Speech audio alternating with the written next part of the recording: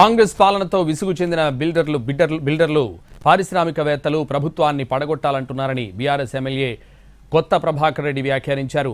ఈ వ్యాఖ్యలపై కాంగ్రెస్ నేతలు మండిపడుతున్నారు. బీఆర్ఎస్ నేతలకు పారిశ్రామికవేత్తల దగ్గర డబ్బు తెచ్చుకోవడం అలవాటేనన్నారు మంత్రి పొన్నం.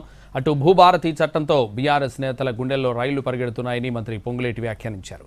కొత్త ప్రభాకర్ రెడ్డి వ్యాఖ్యలపై దర్యాప్తు చేయించాలని ఎమ్మెల్సీ అద్దంకి దయాకర్ డిమాండ్ చేశారు. మాకు తెలియ ఏ బిజినెస్ మ్యాన్ నాకు తెలిసిన వాళ్ళు కొంచెం ఫ్యాక్టరీలకి ఆడడం ఉద్యోగస్తులు అన్న మార్గం కూడా రాదంటే ఎందుకు అంటే ఈ గవర్నమెంట్ వశపొందలేదు దగ్గర అడగొట్టలేదు దండం పెడతాం పైసలు ఇస్తాం మీకు మస్తు పైసలు ఇస్తామంటాం కొనుగోలు అవసరం అనుకుంటే ఎమ్మెల్యేలు కానీ ఉంచకుండా దీన్ని ఉంచుతాం దరిద్రం ఇది దీన్ని మొత్తం కథపట్టిదని ఎంతో మంది అంటున్నారు. బిల్డర్స్ అంటారు, ఇండస్ట్రియలిస్టులు అంటారు. మీకు అర్థం దగ్గర పెట్టుకుంటారు. ఏ ఎమ్మెల్యేలు ఏం చేసుకుంటారు మీరు చేసుకోండి అనే కాడికి వచ్చిందంటే మీరు అర్థం చేసుకోవాలి. బిజినెస్ మెన్ అనుకున్న ప్రభాకర్ రెడ్డి ఆయన జ్యోతిష్కం చదివింది తెలియదు. మేము జ్యోతిష్కం చదవలే. మాకు ప్రజల విశ్వాసం ఇచ్చినారు. ప్రభుత్వం కూలిపోవాలని మీరో మీ నాయకుడో కోరుకుంటే చెప్పండి.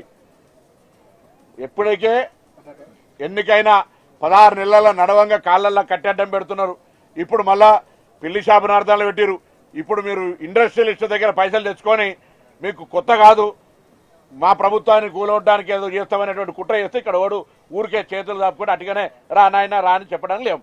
ఈ ఇందిరమ్మ ప్రభుత్వాన్ని మేము కూలుస్తామని అనేక పర్యాయాలు ఆనాడు 10 సంవత్సరాలు పరిపాలించిన పార్టీ నాయకులు తహతాలాడుతున్నారు. ఒక సదుద్దేశంతో భారత్ని లాంచింగ్ చేయటానికి కొన్ని గంటల ముందే ఆ గౌరవ శాసనసభ్యులు కొత్త ప్రభాకర్ రెడ్డి గారు అన్నది వారి గుండెల్లో రైలు ఎలా పరిగెడుతుందో వారి ఆందోళన ఏంటో ఈ భూభారత్ వచ్చిన తర్వాత చాలా స్పష్టంగా అర్థమవుతుంది. కొత్త ప్రభాకర్ రెడ్డిని విచారించాలని చెప్పి మేము ఇలా డిమాండ్ చేస్తున్నాం. ఎవరైతే ఆ బిల్డర్స్ ఉన్నారో లేకపోతే ఎవరైతే ఆ ప్రభుత్వాన్ని రియల్ ఎస్టేట్ ఉన్నారో వాళ్ళు ఎవరైతే కూల్చాలనుకున్నారో మరి కొత్త ప్రభాకర్ రెడ్డి గారి దగ్గర మరి డీటెయిల్స్ ఉండి ఉంటాయి.